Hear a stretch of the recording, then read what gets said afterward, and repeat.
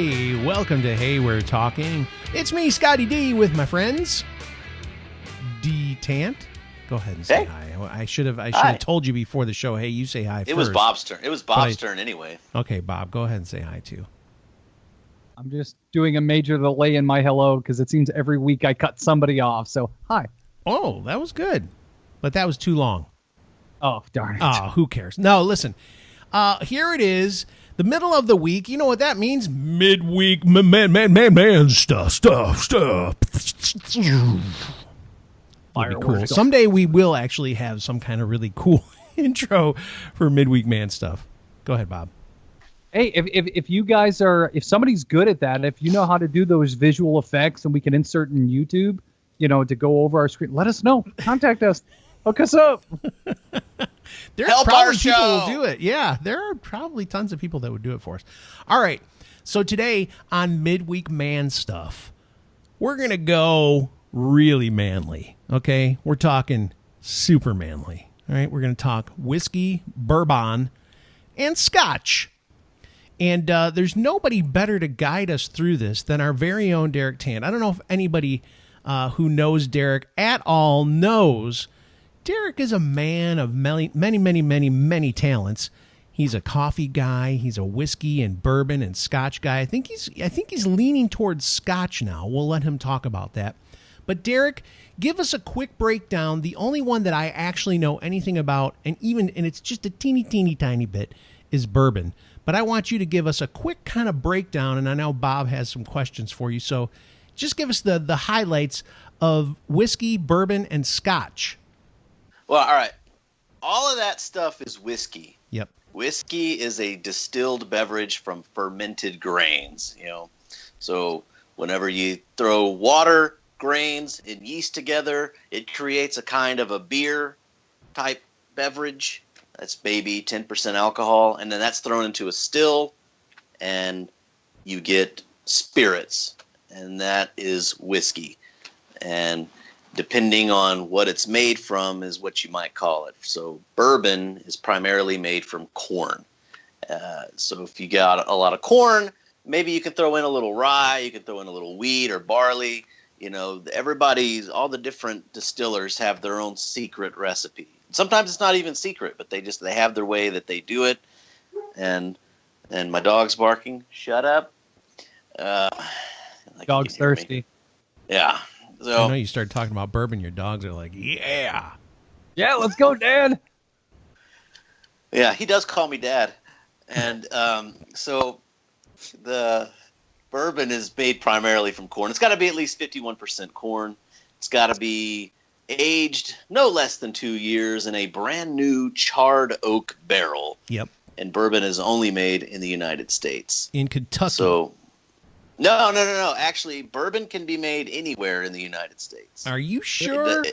Yes, I'm 100% sure. Did you watch the documentary Bourbon Tucky? Because they say it's got to be made in Tucky. It has to. If they want to call it Kentucky bourbon, it has to be made in Kentucky. But legally, any whiskey that is made in America that is 51% corn and aged no less than 2 years on new charred oak barrels can be called bourbon. That's what bourbon is. This is why Derek's on the show, by the way. There is a bourbon distillery in Texas that I've been to, and I'm sure those guys have fielded that question off. This isn't Kentucky. Yeah. How can you call yourself bourbon? Because this is the law, dudes. There you go. I had no clue of that. I had absolutely no clue whatsoever. So thank you for giving. What's the difference between scotch? I mean, you just talked about bourbon and whiskey, and I mean, you say it's all the same thing, but why is scotch any different? Because honestly, I don't know. I've enjoyed bourbon. I've never had scotch ever. Never. And I don't know what the difference is between them. Well, Scotch is the co-host of our show that lives in South Carolina. Yes. How you doing, Scotch? Oh, and he's a true Scotsman. He really is. Yeah. There's no joke about that. My dad is from Scotland. I'm actually a Scottish guy. Go ahead. So here is some Scotch. This is Lafroig 10-year original cask strength. Scotch is a whiskey that has to be made in Scotland. It can only be produced in Scotland. The grain that it has to use is barley, malted barley. That's what they use for their grain. And so sometimes you hear single malt Scotch or something like that. That's when a single distillery uses a single kind of malted barley to create their whiskey.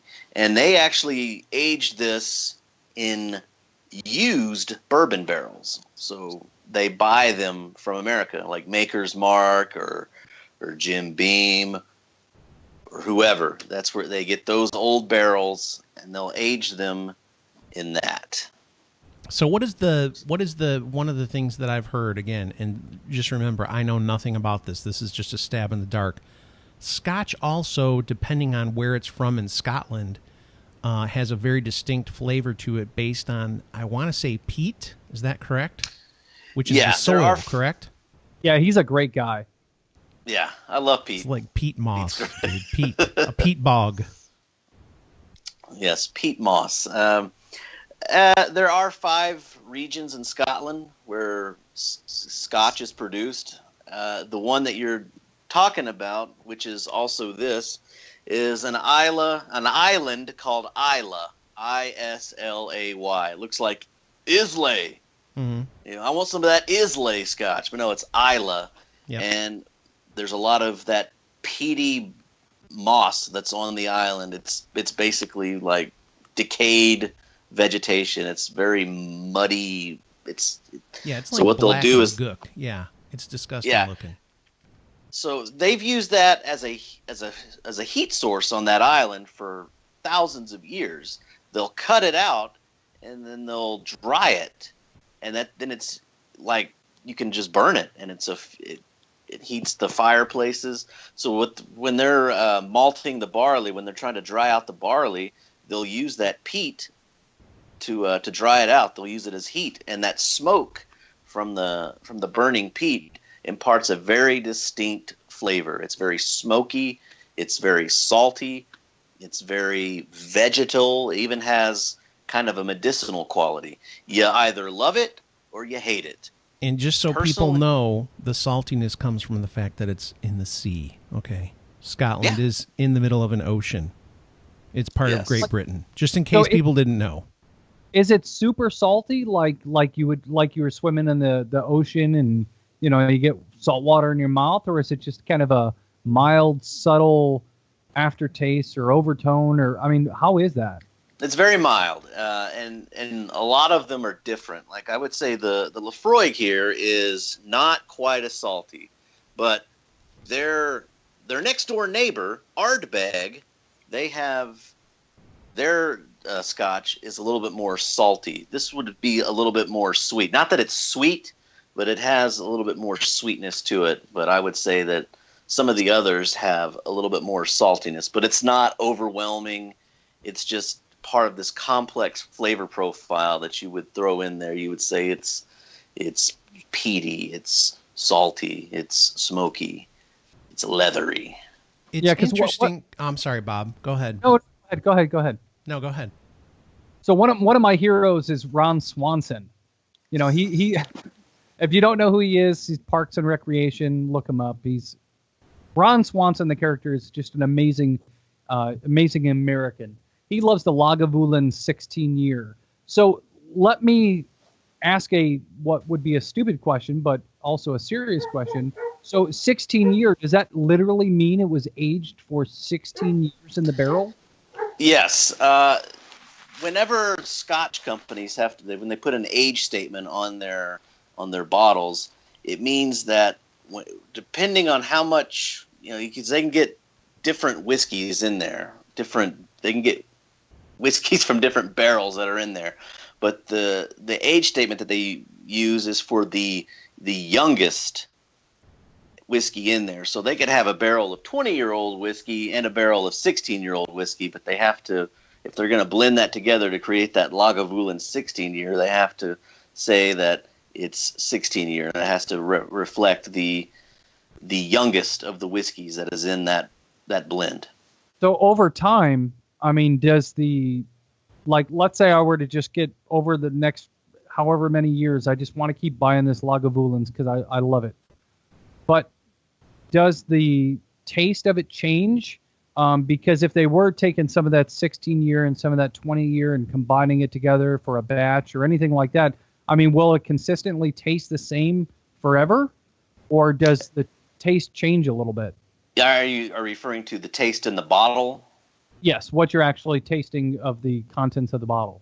So you're saying, like, if I bought this bottle yesterday and I kept it in my cellar for 10 years, would it taste different in 10 years or something like that? Is that what you're... What I'm saying is, you said they mix, they can only age it by the youngest barrel of Scotch. Yeah. Oh, I see what you're saying. So, yes.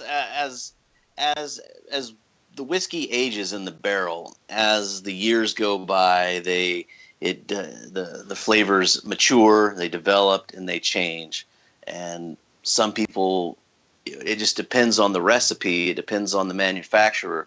They try to get it at a sweet spot. Some people's sweet spot is 10 years. Laphroaig, Ardbeg, some of their best stuff comes out at 10 years. Some other Scotch manufacturers, they get it at 12. Lagavulin, for them, it seems like the sweet spot is 16. So, I mean, it's very subjective. I know that Laphroaig does offer, like a 12-year or a 15-year or an 18-year. I haven't had it, but it gets more expensive. And there's that law of diminishing returns, they say. I mean, it's some people will say it's better, but it's not quite worth the price to pay for it. So one of the things that I was going to jump back to, we're getting pretty deep on this, but I'm going to jump in here and say one other thing. There's also, when it comes to, again, just like Derek said, all these things that we're talking about are all whiskey. There's blended whiskey, and then there's also, I think they say either single cask or single malt. Is that correct for if it's not blended? Is that right, Derek? Mm-hmm. Yeah. So there's also Irish whiskey. I don't know what the difference is besides it being from Ireland. There's also Canadian whiskey, too. So one of the things that Bob put this article up, and we all got a chance to read it, one of the things it talks about is when you're starting out, if you're like, hey, I want to get into whiskey, one of the things you should look at is where you live. And since we live in America, one of the things that's very easy for us to get, what the article was saying is, since we live in America, getting bourbon is a good place to start because you can get better bourbon for cheaper than you can around the world. So if you're looking to get involved in something and say, hey, I want to try to get to know whiskey a little bit, bourbon would be a good place to start. And another thing that I just tried tonight, because I'm doing, I've got Bullet Rye whiskey here tonight. I'd never done this before, but they said, take a sip. You'll get that first burn across your mouth. And, they say, a lot of people say drinking it neat is the only way to do it. Well, this article said that's not a good idea, because that continual burn, you won't get to taste the bourbon anymore. You're going to numb your tongue.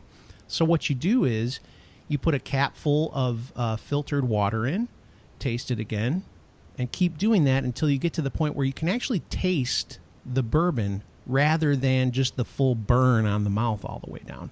So I tried that tonight, and it's amazing, the tastes that I'm getting this time, because usually I'll just be like, I'm going to do it neat, or I'll throw some ice in there. And one of the things they say about ice is they don't like people to do ice because there's chlorine in most people's tap water, which is usually what makes ice, and that can kind of mess up the flavors. Of course, that's when we're getting really deep. Again, if you're just like, hey, I want to throw some ice in there, don't worry about it. It's not going to kill it. But this putting a little bit of filtered water in there has worked out very well. So I just wanted to share that with people because I'm tasting things I've never tasted before. That's a great idea, and we can, I guess, close out the show. I like that. I like that. I was going to mention that, just adding a little bit of water. You can add as much water as you need to, especially when you're starting out getting into bourbon. Don't fall into the drink it neat. Or whatever, just drink it the way you want it. Try to add a little bit of water. Add as much water as you need to. Some of these Scotch companies say do a 1-to-1 ratio of water to the whiskey. So I mean, it's not sacred at all. Whiskey, Scotch, it's not sacred add water to it, get it to where you can enjoy it and taste those flavors. Scott and Bob, do y'all have any whiskeys that y'all can recommend that y'all enjoy? Bob, go ahead. Well, I'm drinking my Woodford Reserve. That's what I've got in this. I was turned on a Woodford Reserve a while ago, and just been kind of slowly sipping on it a little bit. And I had it on the rocks originally because that's always kind of one of those manly things that I think all guys think of is I'm going to have a whiskey or bourbon on the rocks, you know. So I had it on the rocks, and now I've tried with a little bit of water, and I've tried it on its own, just, you know, at room temperature. I've experimented all over the place, but I've had so many questions, and I hope that my questions help answer questions for some of the people out there, just because I've never really had anybody to talk to on this stuff. And, you know, I've always wanted to learn more about it. So, Derek, I appreciate the time and your knowledge that you brought to the show today. Absolutely.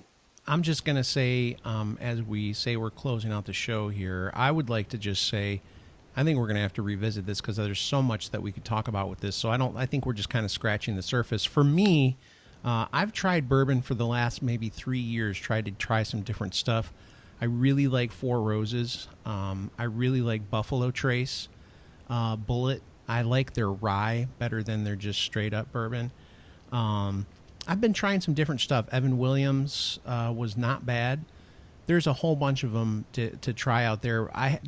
My first experience was actually Devil's Cut from Jim Beam, and it was actually not that bad. I'd say that's actually probably not a bad thing to start off with because it's not expensive, and it's kind of better than just your straight up, you know, Jim Beam or something like that. Although there are people who swear by that stuff, so I don't want to get any hate mail. I can remember saying that Pabst Blue Ribbon was not a really great beer, and we got some hate for that. So I just think you should go out there and try stuff. I mean, seriously, especially if you have a bar or like kind of a little bit nicer place that has mixed drinks and stuff like that. Just go try some different stuff, and I think you'll be amazed at the different tastes that you can find. Yeah, and I'll for bourbon, my recommendation for if you want to go to your liquor store, get the Jim Beam Black. You know, it's the double aged. I think they've changed the name of it, but it's a little bit aged. It's aged a little bit longer than their standard white label. It's a great bourbon. It's very inexpensive. Try that. And you know, if short of going to a bar and trying some scotches, which you can do, I would say try out Lafroig's 10-year or Ardbeg's 10-year for a nice peaty malty, you know, a nice peaty smoky scotch.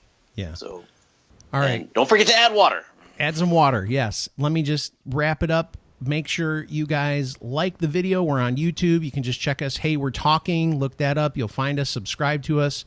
And then also on iTunes, just type in Hey, We're Talking. You'll find us there. Go to our website, heywe'retalking.com. You can listen to us through Podbean. And eventually we'll get involved in Twitter and Instagram and stuff if we decide to. Who knows? But you can also send us some emails if you'd like to at heywe'retalking@gmail.com. We really appreciate you guys listening. We've seen more and more people kind of joining and jumping in on the Facebook page, especially. I forgot to mention that. Go to Facebook and look up Hey, We're Talking. Join us. Be a part of the conversation. We're having fun. We'll definitely talk about bourbons, whiskeys, and scotches again because we just scratched the surface. I really appreciate you guys listening. I got a million more questions, so we'll definitely be doing this one again. Thanks for listening, and we'll see you soon.